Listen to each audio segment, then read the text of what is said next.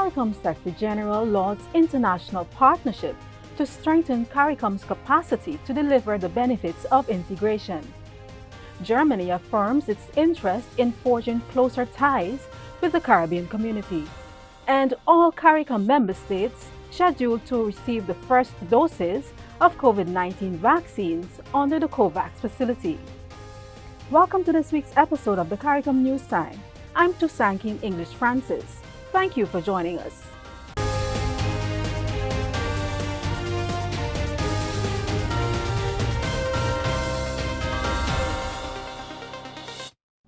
Secretary General of the Caribbean Community, Ambassador Erwin LaRocque, has lauded the support CARICOM is receiving to implement its gender-sensitive, results-based management system that will strengthen the capacity of the Secretariat and the wider community to deliver the benefits of regional integration. The project was launched recently with a wide-ranging partnership including the CARICOM Secretariat, the Independent Evaluation Group of the World Bank, the Caribbean Center for Learning on Evaluation and Results, and the Government of Jamaica. I want to place on record, on behalf of the entire community, my sincere and deepest thanks and gratitude for the support we are receiving from all concerned. RBM is not new to the Caribbean community. The Community Strategic Plan 2015-2019 committed the Secretariat to establishing a planning, monitoring and evaluation, and reporting system that is based on the principles of results-based management. The system would include the other implementing partners of the strategic plan, namely the member states and the regional institutions. With funding from the Caribbean Development Bank, we're able to implement phase 1 of the CARICOM RBM system. Some member states and regional institutions had already begun the process of institutionalizing RBM, even before the Secretariat began its journey. For example, so advanced was Jamaica in its RBM journey that in 2019, I signed a memorandum of understanding with the Minister of Foreign Affairs and Foreign Trade of Jamaica, Senator the Honorable Camilla Johnson-Smith, for Jamaica to provide support to the community in the implementation of phase 2. This phase of the CARICOM gender-sensitive results-based management system will be piloted initially in Dominica, Jamaica, and St. Lucia, and in the Caribbean Examination Council, the CARICOM Development Fund, and the CARICOM Implementation Agency for Crime and Security. The SG noted that through the European Development Fund, the Secretariat was able to develop a CARICOM Model National RBM Policy and Adaptation Guide and design a web-based platform for measuring progress made on the implementation of the Community Strategic Plan during the initial phases of the project. He said at a time when the challenges posed by the COVID-19 pandemic demands that the region maintains its resilience agenda, our results-based management system is critical. This point was also emphasized by the foreign ministers of the beneficiary pilot countries. A results-based management system is a priority for the government of Jamaica, as we recognize that the ability to measure results strengthens governance structures at all levels and promotes efficient planning, monitoring, evaluation, and reporting.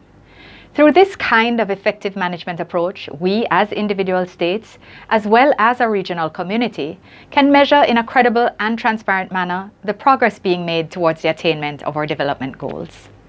RBM is particularly relevant as the region seeks to restart economic and social development in the wake of the COVID-19 pandemic. St. Lucia is extremely pleased to participate in the pilot stage of the CARICOM Results-Based Management Phase 2 project at this crucial and challenging time. We encourage our sister member states to view COVID-19 as a stepping stone to building better, building on a foundation of resilience, and to adopt and implement RBM nationally, so that lessons learned from the past inform and edify us for the future. Frequency and impact of disasters in the Caribbean region and the increasing intensity of socioeconomic shocks necessitates that the government of the region intensify efforts at planning for resilience and sustainability. The implementation of a result-based management policy and framework built on the supporting ecosystem of strategic plans, institutions, processes, and resources is of paramount importance. I am of the considered view that the CARICOM result-based management RBM, if successfully implemented, will definitely assist member states in achieving the goals established both at CARICOM level and that of the individual member state. Heads of the 3 CARICOM institutions which are benefiting from the pilot of the project have these reactions. Results-based management plays a critical role in achieving national and regional goals. It allows for a holistic approach in how each country and the region in general can improve projects and programs to effectively manage, monitor, report, and learn together in achieving results through accountability. For the pandemic, obviously we are operating in a situation of a new normal, and everyone needs to be on the same page in terms of what that means and how that affects the priorities that we identify for our development. So RBM is critical to both of these, and I would strongly recommend that all regional institutions move quickly towards the adoption of sound RBM principles and practices. For impacts, the need for a results-based approach was brought to the fore in the 2019 review of the CARICOM Crime and Security Strategy. The review indicated that while several regional institutions had undertaken valuable work in implementing the strategy, the lack of documentation in a systematic manner to support both the monitoring and evaluation of the implementation of initiatives and their impact hampers the implementation of projects and programs. It also highlighted the need for monitoring and evaluation with the member state stakeholders at the national level. This critically highlights the importance which needs to be placed on results-based management and the need to engage a wide range of stakeholders in order for impacts to monitor the CARICOM Crime and Security Strategy.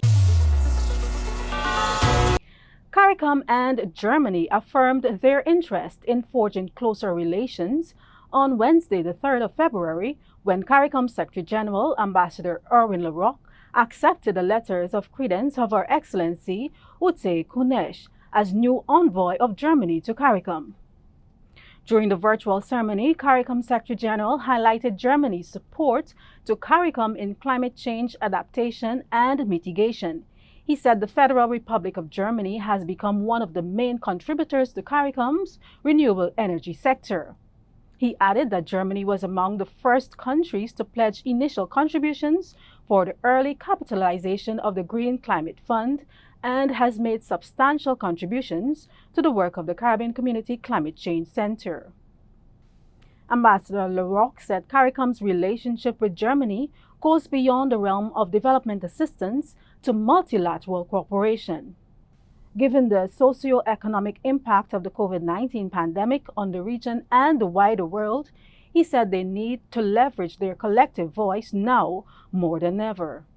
I note with appreciation that Germany is working in all international bodies to promote globally fair, transparent, and affordable access to COVID-19 vaccines, medicines, and diagnostics.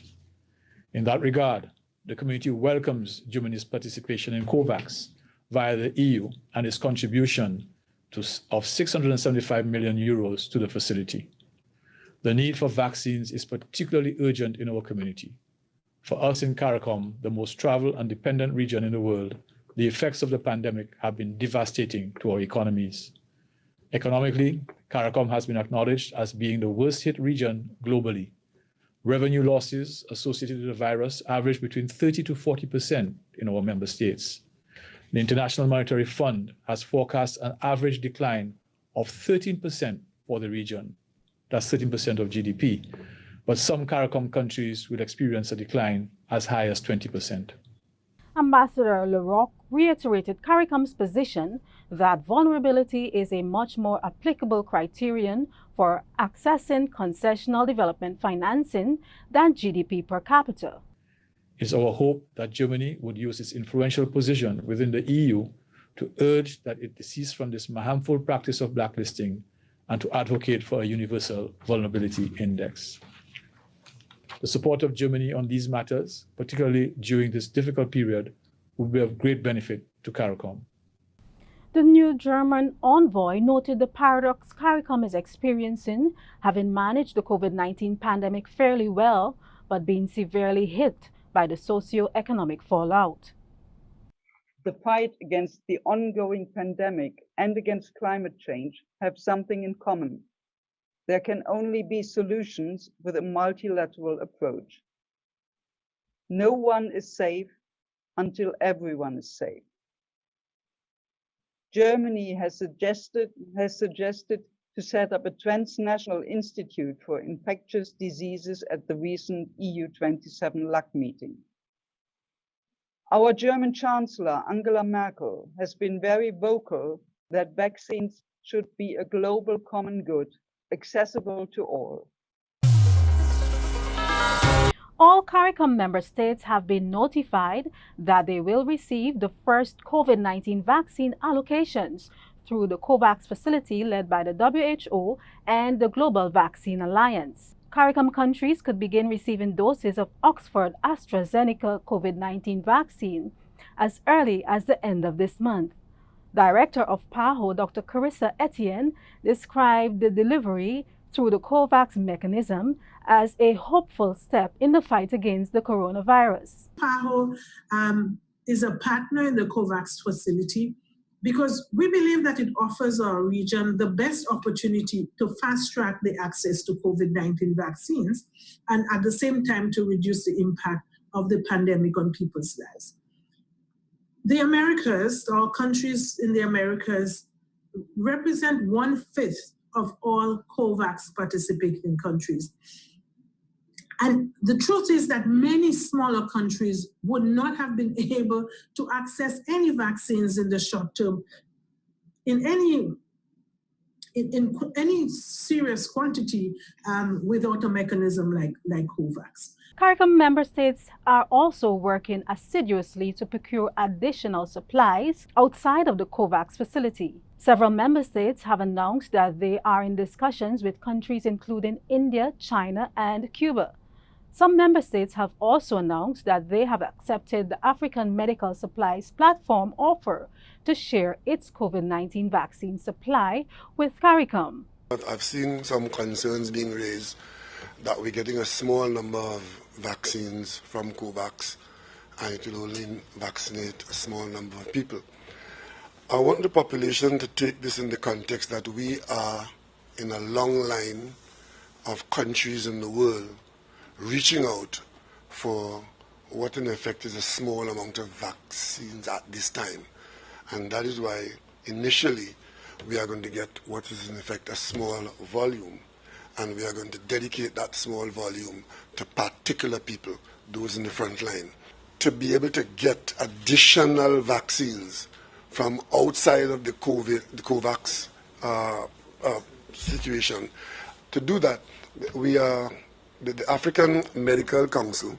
They have, as a large body, access to a large volume of the same vaccines from the same source.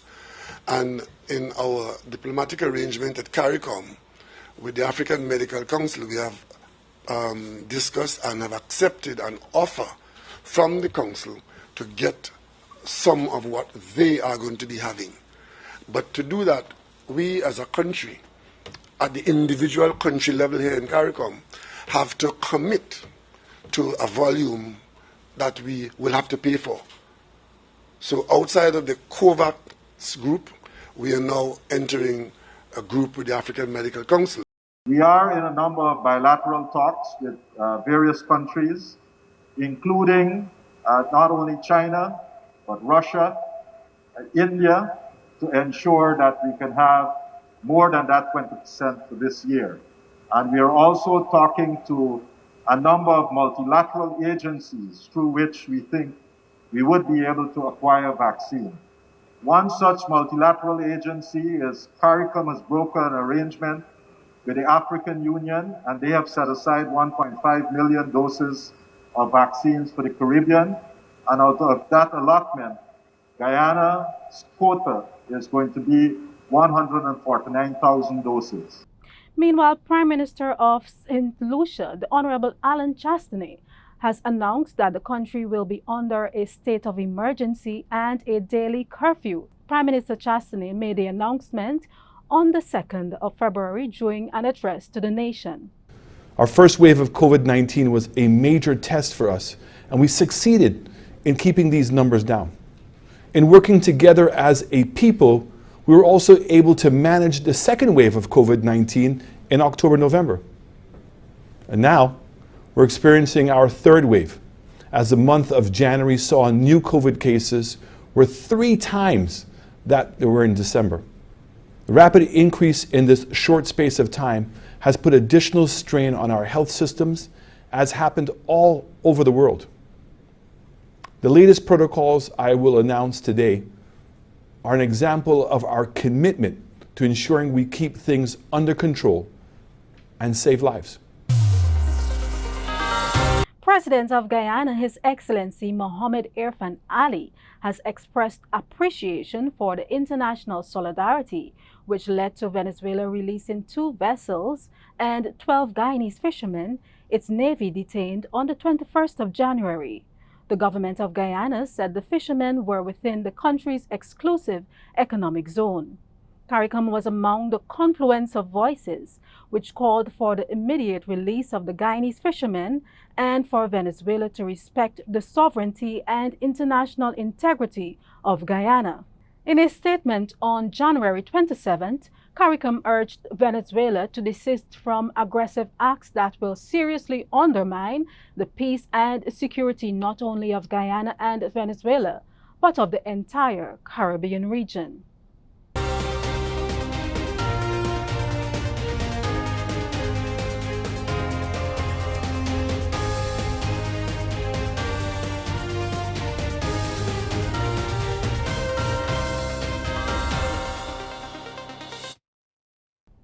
For more stories, you can visit the CARICOM news site at today.caricom.org or the CARICOM website at caricom.org.